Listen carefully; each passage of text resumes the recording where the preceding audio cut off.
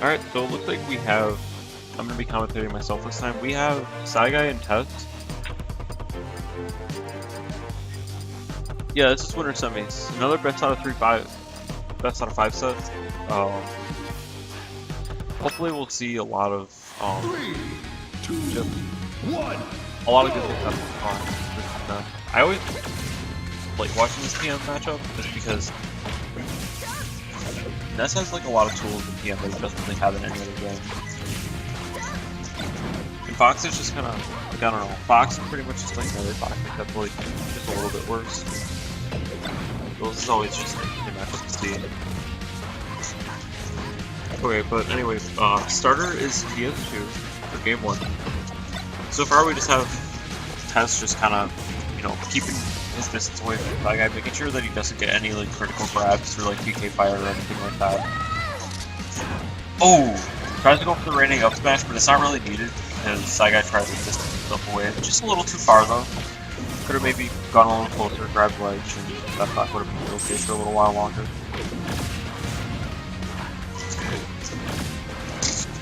Tess capitalizing off those grabs and up throws with up airs. Ooh.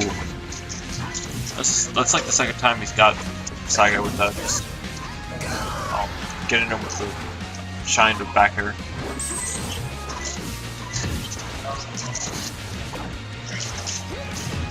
Oh, tried to get PK fire, but he didn't quite get it because Tess was able to shield it. And I think that's something that Tess is doing a lot. If you can shield those PK fires and make sure you don't get hit by them, then that pretty much just guarantees that you're not gonna get it. There's not gonna be any follow-up in the grab, and if there's no follow-up in the grab, then Ness can't get those key combos that he needs in order to kill at like really good percentages. Backdoor will kill though at 150. Understandable. Alright, so we have a full stock lead here from Tess about. But Psi-Guy was able to get out of that out of those wave shines. Tess just being really patient, making sure that Psi-Guy's going towards him. Even though, wow, this game actually, I didn't even realize how close it just got within like just like 20 or 30 seconds.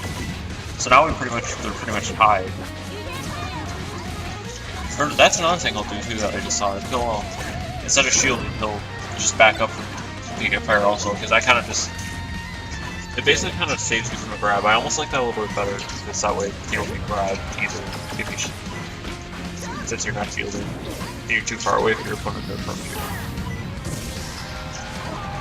Oh, got an early back air kill off of the edge of PS2. So we have Psi-Guy actually taking this back. It was looking in Tess's favor, but Psi-Guy is really starting to kind of take this back a little bit. Oh, misses the up smash.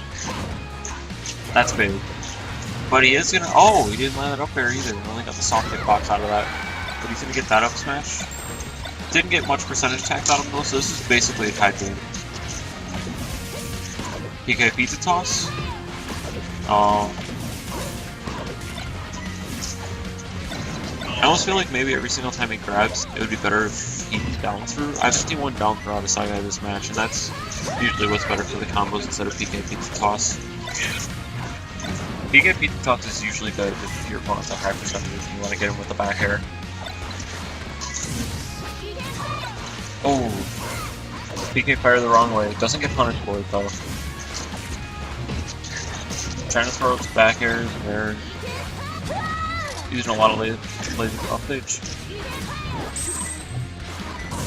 Alright, Psi-Guy game 1. Very solid comeback. Especially for being down almost a stock. And we're going straight back to PS2. 1, go!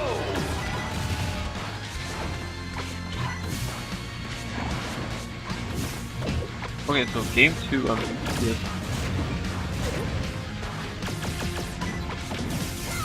And something I noticed Tess will do a lot also is he'll, you know, when Psi-Guy's high up in the air trying to avoid him, Tess will say, okay, well, as long as you're there, I'm still going to rack out some extra percentage by shooting my lasers, and I think that's really important. You just make sure that Psi-Guy's always taking damage. is very important when you're playing Fox. Just to make sure that the other player is always constantly taking damage.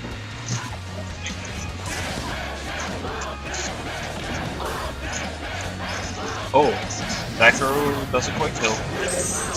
Not yet. Nair doesn't kill either, but that up B's not going to be enough to get back on stage for being that far out. We basically tied game though.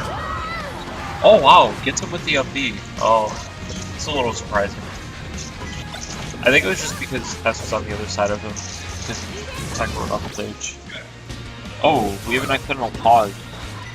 I think they're choosing to keep on playing, not do the one stock rule. Very admirable. Oh, misses the grab, but doesn't get punished for it. That's usually a great time to punish when your opponent misses the grab, either with your own grab or just some move that can start up a combo. Oh, there's some adaptation going on right there with Psi-Guy doing the down beat to make sure that he's gaining some percentage off of lasers. Oh, random up smash. Probably was reading that. Oh, well, Psi-Guy's gonna take off the shield, but he didn't actually take off the shield. This time forward smash. And gets punished with the back air.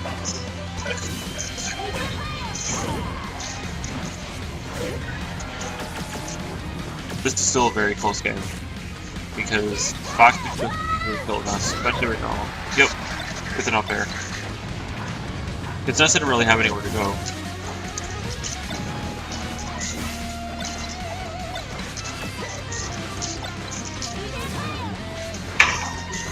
Another recurring theme I see is I see him go to center stage a lot. And unless they're trying to like.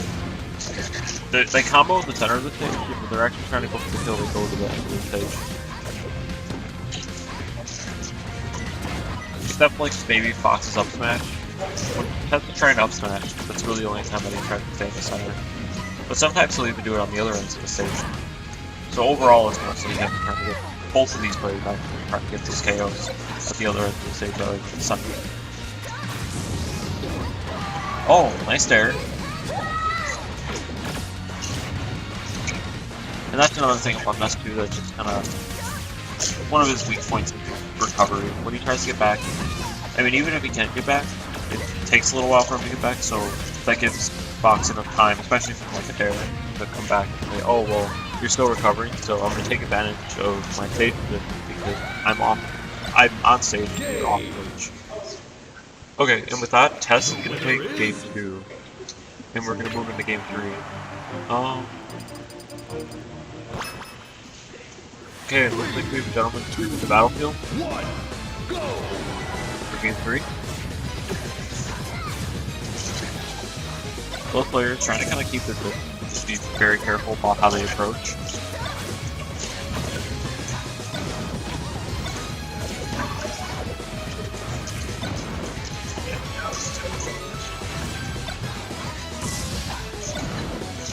Okay, we do have a wave shine.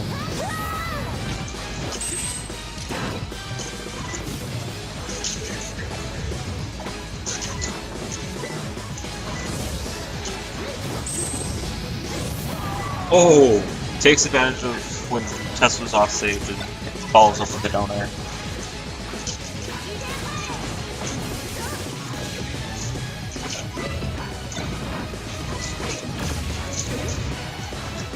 Okay. He's able to follow it up with a up air. So we have, I'd say, actually a slight lead with Psi-Guy, but not very much. But Psi-Guy, he continues to increase that lead. The back air. Oh, follows it with PK cross.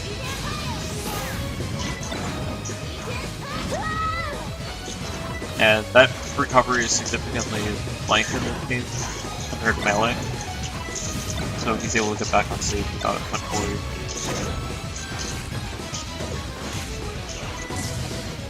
Just a little bit of background about these players. Psi-Guy actually comes from Smash 4, and he's just kind of entered project on experiment. It's like, hey, why not? Maybe I can make some extra money. And we have Tess coming off for Melee. Psi-Guy made Ness in every single Smash game. Like every single Smash game. And Tess plays a Melee Fox. That's why he's playing Fox again. But yeah, I would keep going on about the background, but wow, this is a really close match.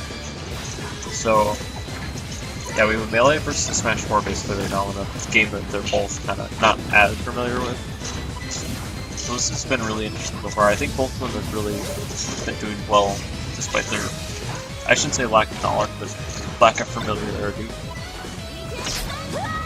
Oh, I'm not sure what happened there. I think Tess tried to go down, draw or something, try to get like a shine spike, but something happened along the way and he couldn't quite get back to stage like he intended to. Alright, Psi-Guy Pizza Toss.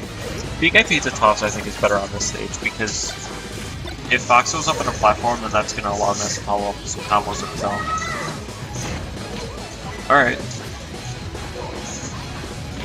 Ooh. Psi-Guy trying to go down there.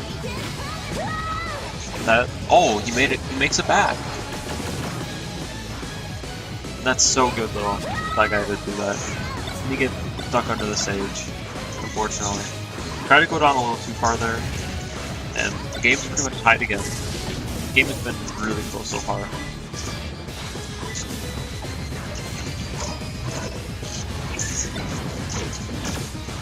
Solid grab. I still say this is anyone's game, despite the 30% lead. Because this is PM, and I can easily, just like that, take a slight lead again.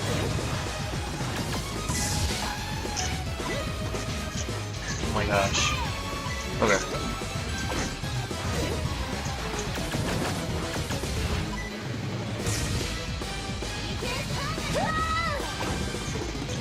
Oh, and Tess almost jabbed Psi-Guy, which would have actually saved him.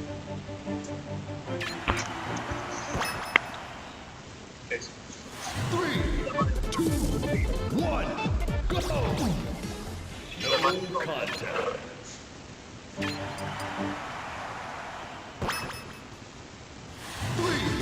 2, 1, go! Alright, looks like we're going right back to Battlefield for game... I think this is... Yeah, game 4. It's been a really close set, and we have Tessitura with a very strong start. Taking 11%, but that's all. Psi-Guy, falls back air. Oh! Get the PK fire by reading. Or, yeah, he read the side B.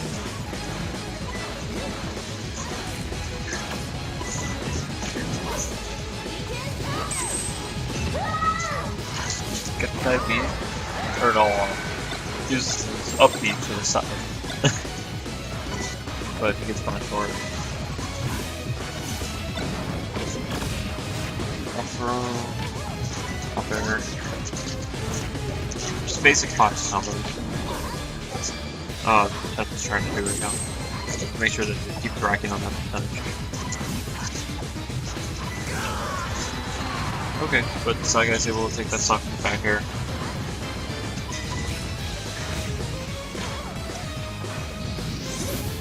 Oh, okay.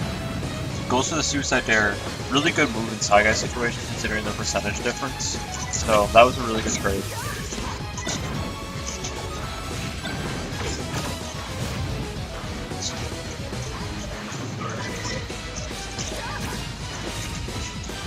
I noticed Tess is playing a lot more aggressive this game, and Psi-Guy is playing more defensively. And I think I can really see the difference. Because just overall percentages. I mean, Psi-Guy did get that suicide dare, but if it wasn't for the suicide dare, we would have seen a lot more of a difference, I think. And we're already seeing that difference now. Oh, and that was not the direction he wanted to go in that recovery, unfortunately. So we're approaching almost a stock lead here for Tess.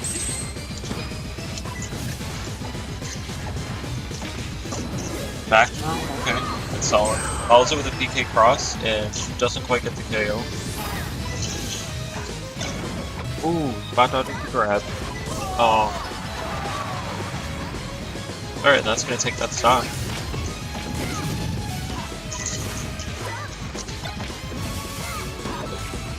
PK beats the platform, that's good. Not sure if I agree with the decision of dash attack from Fox. See just how he could have did a short hop there. Because that can really lead up to a lot more combos with dash attack. Because Fox also takes time to recover from his dash attack.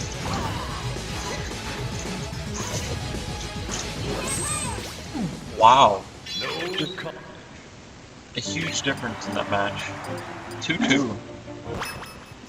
And FD is the counter pick from Tess. So that game looked heavily in Tess's favor, and Psi-Guy was able to bring that back.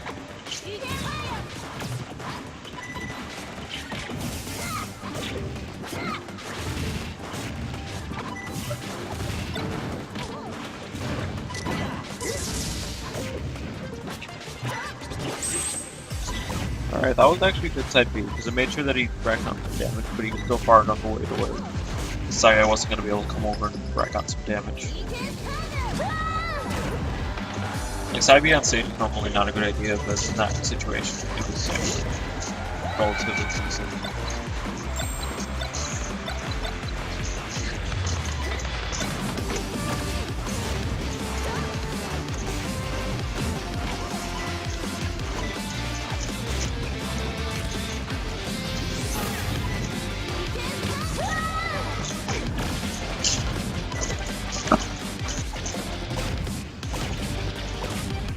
Oh wow, alright.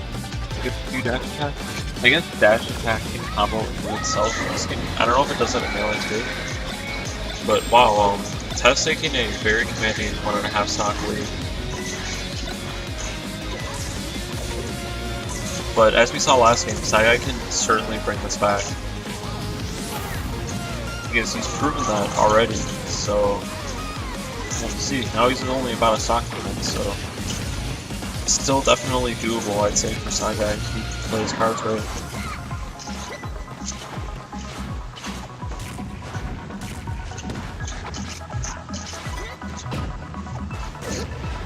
Back air.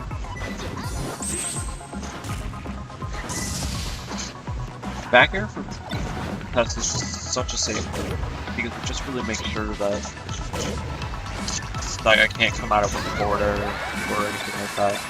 That up air is going to reveal on the second to last stock of Psi-Guy. Psi-Guy is down to essentially his last winner's bracket stock. And Tess has about a 1.5 stock lead right now. It's looking more like a 2 stock lead here soon. Psi-Guy doesn't do something about it. Up smash, alright. Not going to be quite enough to kill yet. Oh, and falls in the back air, that's good. Oh, isn't quite able to get on stage to do the down air like you'd wanted to. Alright, but grabbing the ledge will be enough, and then I'll take another stock off of Tess. Still, it's a pretty strong 2 stock lead. So I guys really have to step this game up. Just play very defensively and careful, but Psi-Guy, or Tess is going to take that. 3-2, very close set, very great. I'd say it's a very good set for both these players, and they're both the winners. What's up?